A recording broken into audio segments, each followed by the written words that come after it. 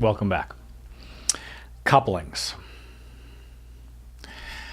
I just took a single chord shape, a single chord sound, and I used it on every note of a melody. And the melody you might have recognized was Mary Had a Little Lamb.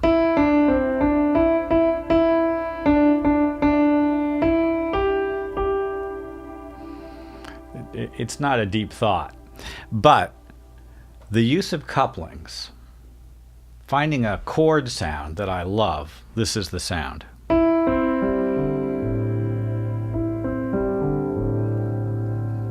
And moving it to the next note in the melody, and the next.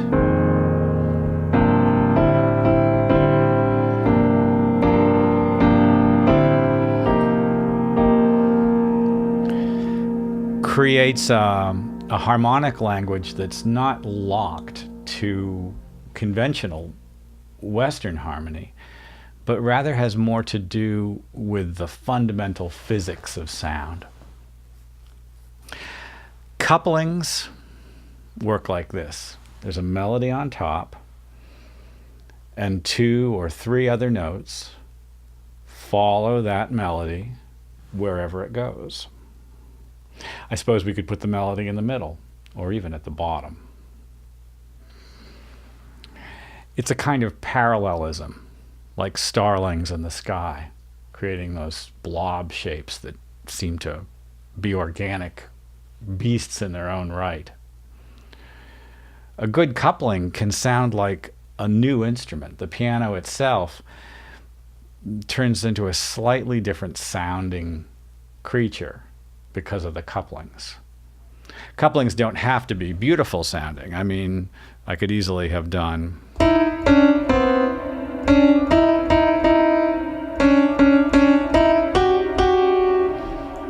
it's a kind of a coupling.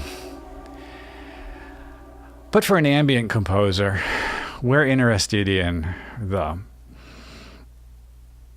settled sound, the release and the beauty of sound itself. Now, it actually is challenging from a technical point of view, because if I decide I want to use a very special chord, I examine the chord and I work out what the intervals of it are. That is to say, my melody on top has a major third under it, and then from below that, and then beneath that, a fourth, and another fourth. Well, that's actually 5 different notes. And as the melody moves down a step, everything moves down a step.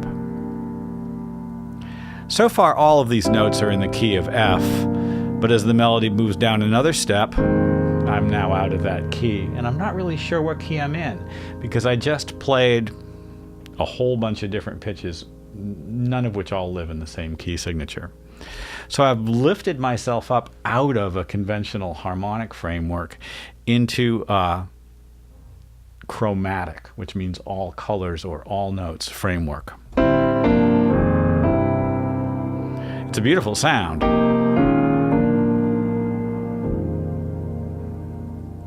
And because the motion is parallel, it's legitimized.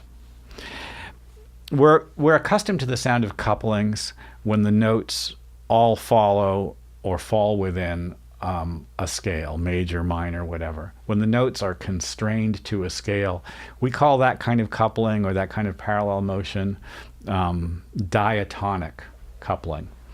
And, you know, we've heard that before. Lean on Me.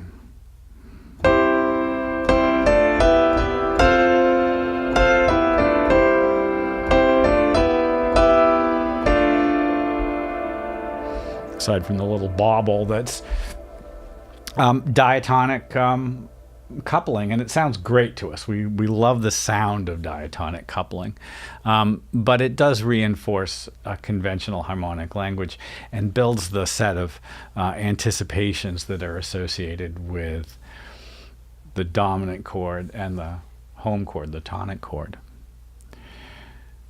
Almost any coupling will work for us as ambient composers. The coupling that I was playing before actually has a name. It's called the So What chord, named after the Miles Davis tune, So What. But what if we just pick a minor 7 chord and do the same thing?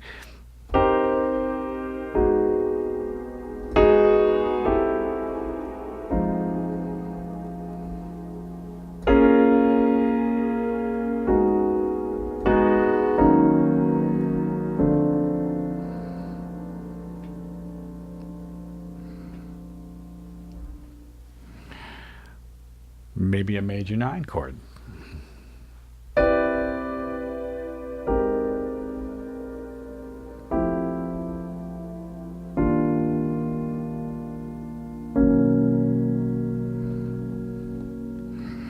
To my ear, the chords that are built in thirds, like the minor 7 or major 9 chord, when we couple and move them that way, sounds a little bit like television music, and we hear these kinds of sounds showing up in film music all the time. For an ambient composer, the interval of the 4th or 5th creates a more open, ambiguous sound. Fifths.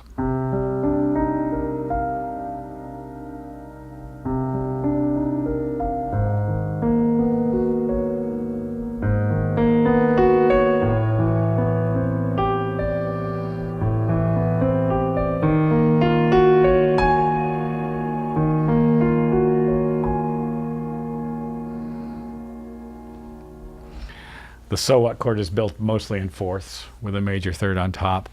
That was 5ths, 5ths, with a little minor 2nd between the two.